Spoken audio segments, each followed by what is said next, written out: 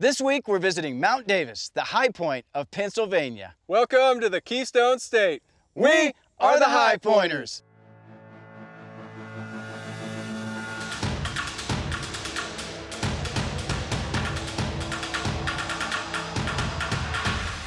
My name is Brandon Bargo. My brother Greg and I have been climbing mountains all over the world for years. Our obsession is high pointing. We find the highest natural point wherever we are and do whatever it takes to stand on top of it. Sometimes it's a mountain, other times a molehill, but we've learned the real excitement is found in the journey to get there. So join us as we climb to the top of all 50 U.S. states. We are the Highpointers. Today, we're in one of the oldest, most historic states in the country. So many important moments have happened right here, from the U.S. Constitution to the Declaration of Independence. My focus is to get us to those historic places. Your focus should be to get us to the high points. Sounds good. When it comes to the high point of Pennsylvania, Mount Davis, most people drive to the parking lot and take a short hike to the top. But it's in a state forest, it's got some great trails, so I think we should take the more scenic option. The shun list is going to make sure we have everything covered. We got location, elevation, precipitation, gear identification, and regulation. Let's focus on location and precipitation. Mount Davis is located in Forbes State Forest in the southwestern region of Pennsylvania. It's designated as a natural area, which means it's set aside to protect important historical and biological features. We're going to be covering over 5 miles, so we need to make sure we think about precipitation. Mount Davis has variable weather patterns. The temperatures can range from -30 to 95 degrees Fahrenheit, so we need to make sure we come prepared. I have a feeling we're probably gonna have some weather in there somewhere. So I think we've got a long way to go. Mount Davis, here we come.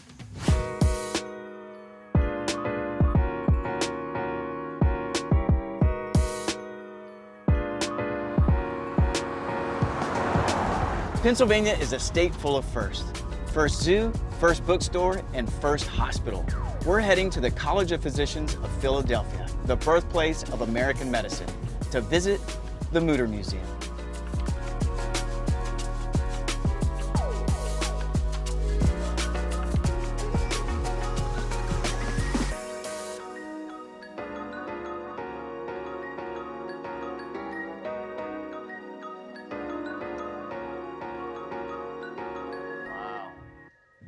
This is my kind of museum.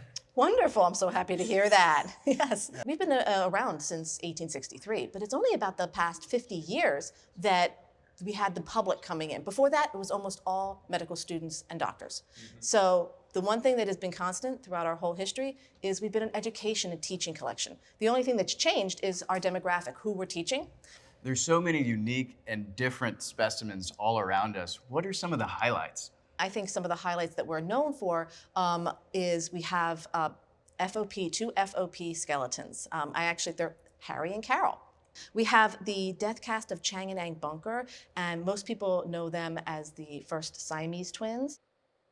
The megacolon, it's a really interesting specimen because it actually represents something that's quite common even today, but you're not gonna see somebody walking around with an 8-foot long colon because it's now so easily treatable. Something I've noticed is when you're talking about specimens, you're using their names. It's not just, oh, this skeleton over here, you're saying Carol, you're using the actual name. You can't help but have a personal connection because these are human beings. And first and foremost, we like to treat everybody and everything here with the utmost respect, but it's also about sharing their story and sharing their medical experience. And that's a little different. That's what we're flipping the script a little bit to talk less about the physician's experience and more about the patient's experience now. There's some specimens that are like at the top of the list, and Albert Einstein's brain is one of them. To my knowledge, I think we're the only place that has pieces of Albert Einstein's brain on display to the public. What actually happened is the actual brain is the box of slides. So not that big brain over there, but like the box of slides. Is it possible for us to touch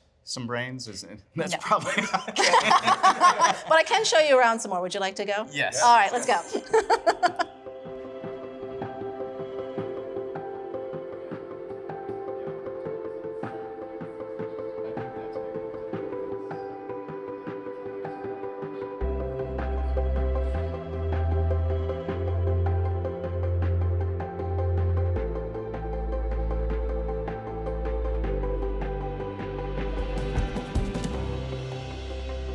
thank you for taking the time You're today to welcome. show us around. Yeah, it was fascinating. I had a great time too. Thank you so much for coming. You're welcome. All right. Greg, I definitely think we need to go to this gift shop. Absolutely. All right. Yeah. Bye-bye. Take care. Thank you. All right, thanks. Man, the Muter Museum, that place was impressive. There's a lot of stuff in there that I saw that I've never seen before, and I probably won't see anywhere else. I think my greatest takeaway from that museum was this plush mega colon. Your greatest takeaway from one of the world's best medical museums is a plush toy? Yep.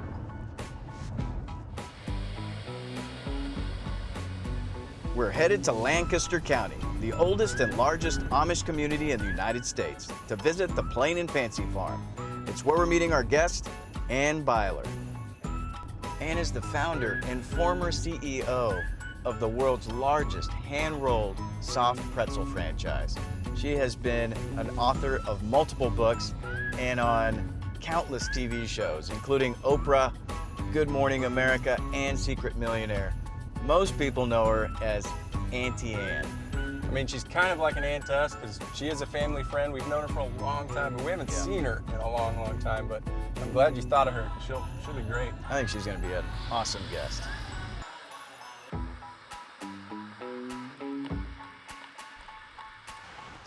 Ann, so great to see you. Hey, it is Hello, great to see Ann. you, Greg, Brandon. Great to see you. Great to see you after all of these years. It's been a long That's time. right. Like that is a right. long time, like this. We little, go way like, back. Way here.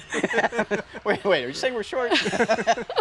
We were at the Muter Museum earlier today, and we were at a gift shop, and I saw the perfect gift. A gift from me. Yes. Oh, and how when I nice. saw it, I thought, this is for Ann. This is the Super Plush Mega Colon. Guys, check this Okay, out. Okay, I thought it was. Okay. It's a pretzel. Okay, weird pretzel, but thank you And for the you gift. You don't have to accept that. Let's just go to the buggies. Oh, he's strange.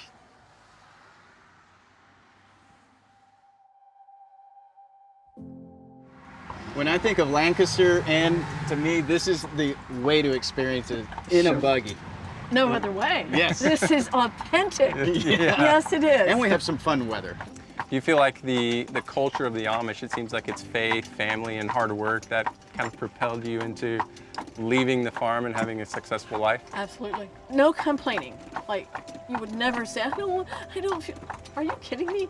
That's just not what you do. Yeah. And we never did that on our farm. And the beauty of that really is it really prepared me for the real world. Hard work and discipline, and then just using your hands Oh. and all of those things. It's kind of like a recipe for what you ended up becoming. It's really a recipe for being a contributor to society. And I'm just grateful. Yeah. I really am, because it really set me up to become to become successful in life.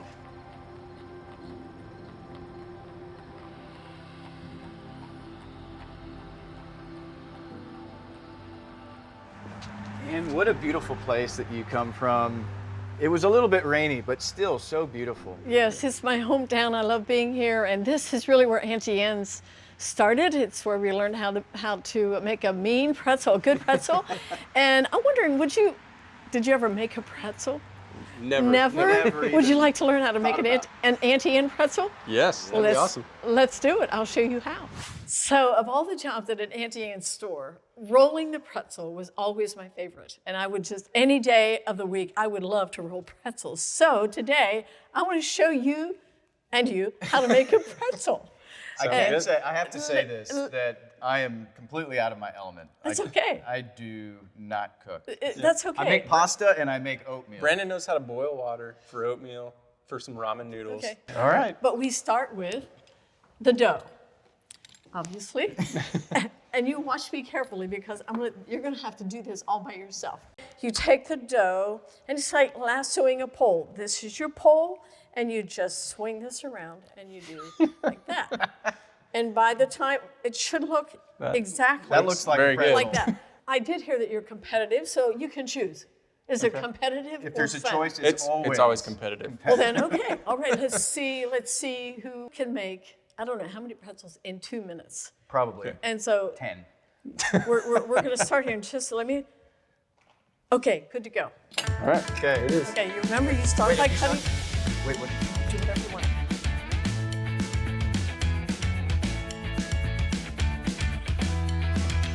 Whoa, whoa. No, no.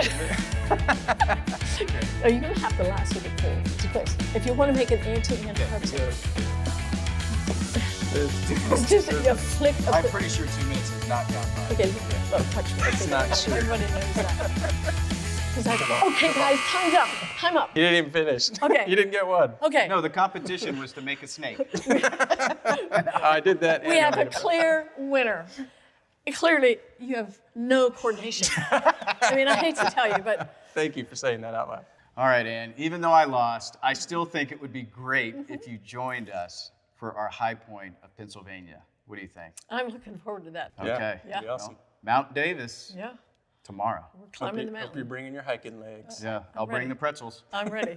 Oh, we'll take. Okay, Yeah, take that's the right. pretzel. We'll take the pretzel. Okay. Nice.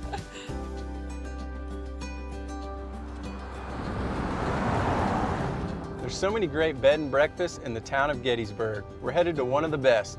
Battlefield Bed and Breakfast is surrounded by a pristine 30-acre preserve. We're going to be resting up before an early start for our tour of the military park.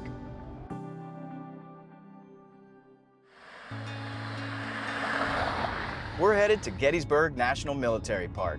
The 3-day battle is considered the bloodiest of the Civil War. It helped shape the course of American history. We're visiting the park Texas style.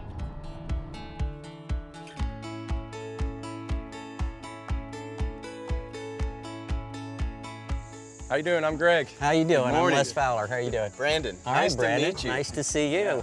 We are excited to be here in Gettysburg. We're going to have a great time. Let's see some interesting sights, ride some horses. Let's do it. Okay. Okay, let's do it.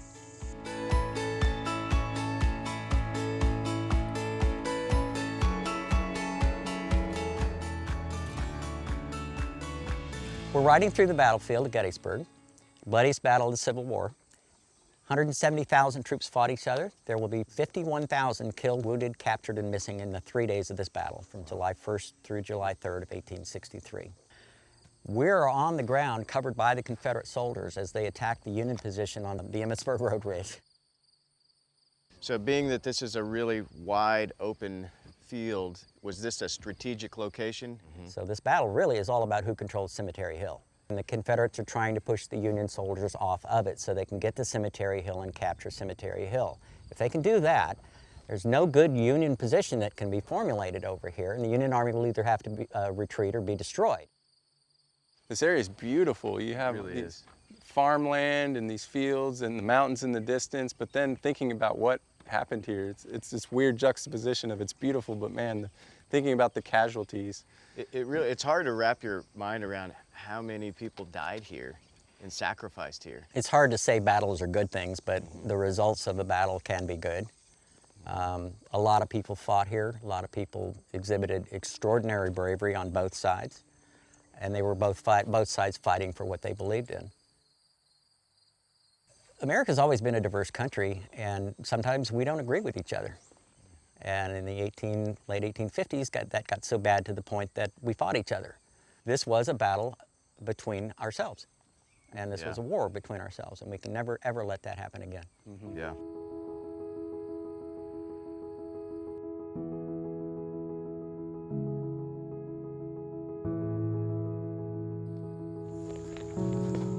The Civil War is sometimes referred to as the Brothers' War because of the families that fought against each other, including brothers.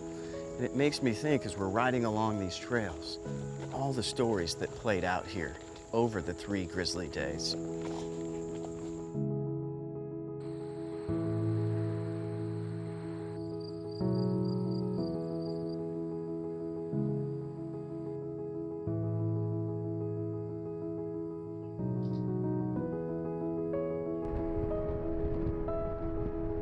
We've seen all types of weather this week, from sun to rain showers. We're headed to the high point to meet Ann and make sure we're ready for whatever Mount Davis throws at us.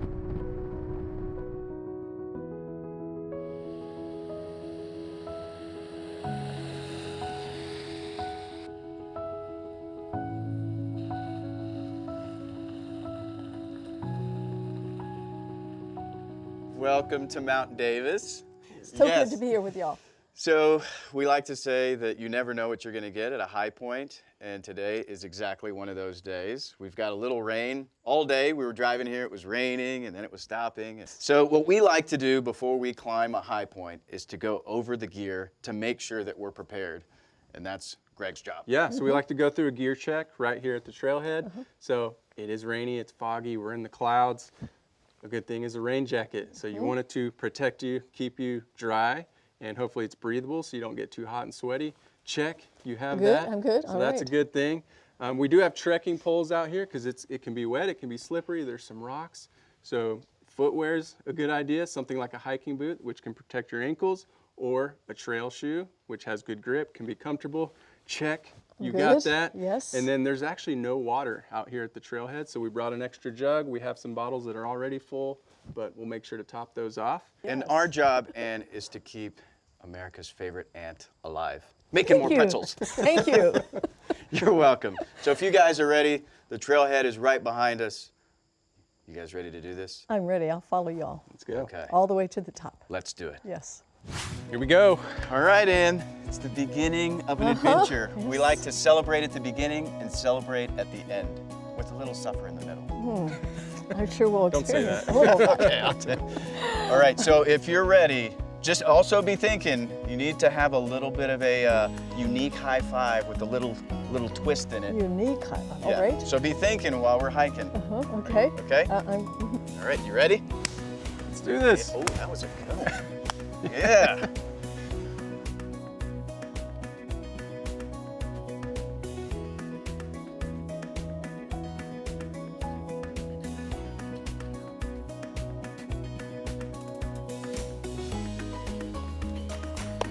All right, Ann.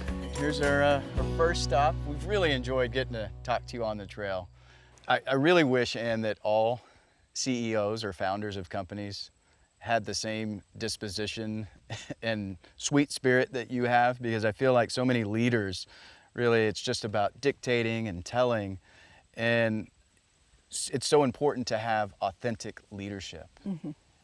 And I feel like for you, you share both sides of your story. There's the strengths and the weaknesses. What does authentic leadership mean to you, and what does that look like? I think it just means being real. That's what you have to offer to the world. And really, I came out of a very dark place in my life before Auntie Anne's.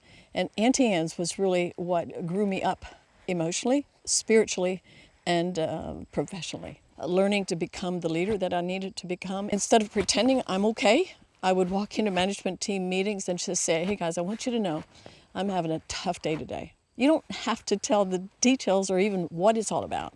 Maybe a little bit if you feel the need to, but let your team know so that when you're grouchy and you're a little pushy and you're a little bossy and you're a little they don't take it personal. They know that you're struggling inside. To me, that's one of the beauties of being authentic. Well, Ann, we've really enjoyed having a conversation with you, and I think we're going to have a whole lot more. Yes, we will. If you guys are ready, I think we got like 3 or 4 miles. Let's keep it going. Piece All of right, cake. let's do it.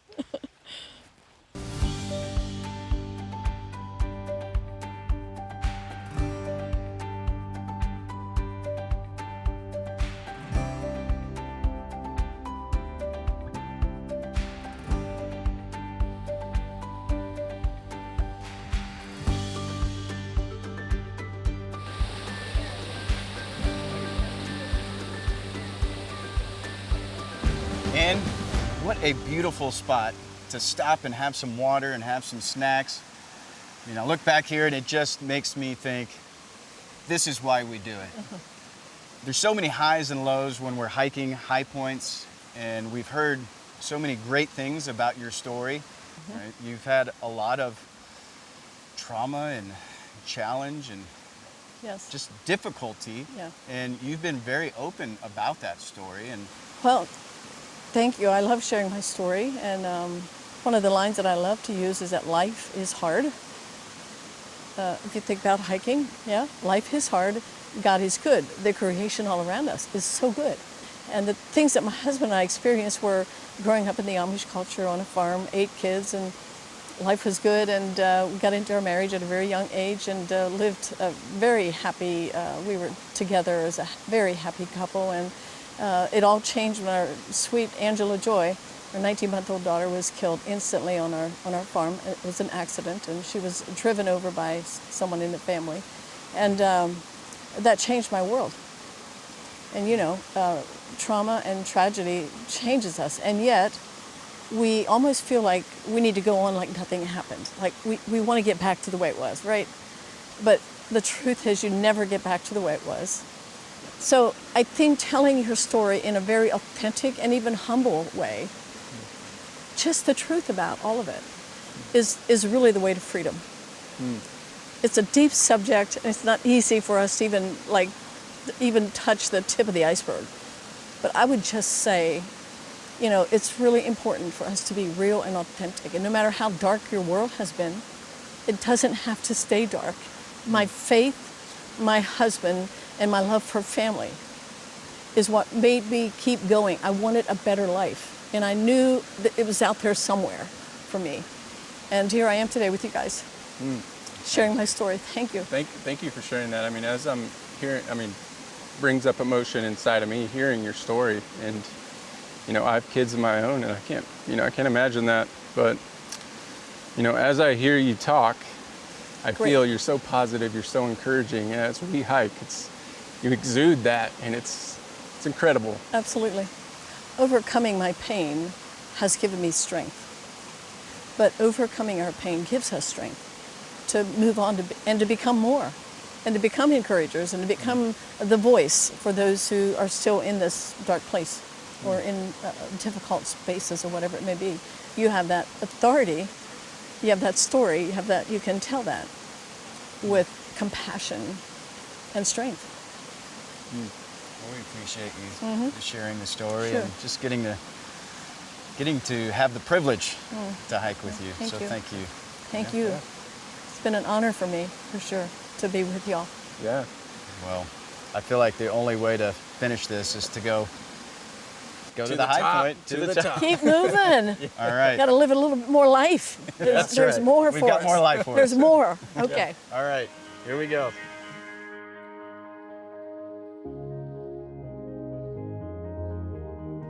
Mount Davis and its surroundings have been freezing and thawing for thousands of years. This process is known as periglaciation, which creates unique and unusual circular stone patterns that can be found throughout the state forest, including at the base of the observation tower.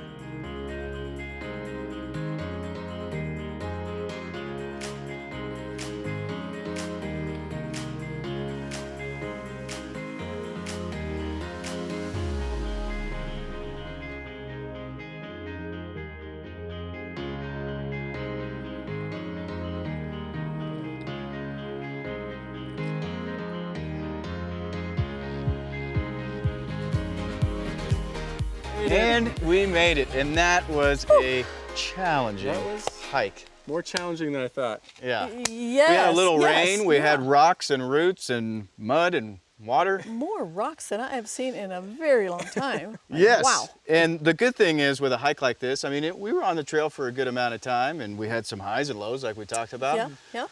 But it gives you time to come up with the most unique high five with a little twist. I knew you were going to ask me for this. I came up with a high five. It's called the Pretzel Twist High Five. So let's do it. Okay, that Here makes we sense. go. Hold on, wait, hold on. I got my twist. I got my twist. 1, 2, 3.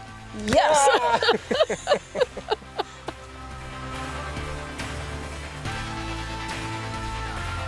The world we live in today can often feel overwhelming.